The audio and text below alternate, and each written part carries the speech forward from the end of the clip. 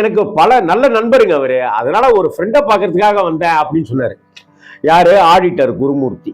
அப்படியே ஃப்ரெண்டை பார்க்க வந்ததுக்காக இத்தனை வருஷம் வராதவர் இப்ப ஏன் அங்க வந்தார் அப்படிங்கிற ஒரு கேள்வியும் பார்க்கப்படுது.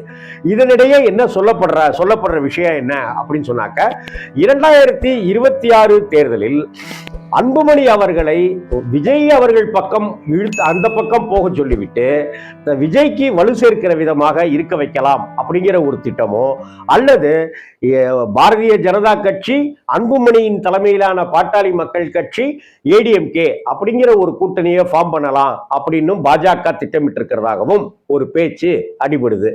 ஏன்னா இந்த முறை தேர்தலில் ஜெயித்தே ஆக வேண்டும், 8 to 12 சீட்டு கண்டிப்பா ஜெயிச்சாகணுங்கிற திட்டத்துல ராமதாஸ் இருக்காரு.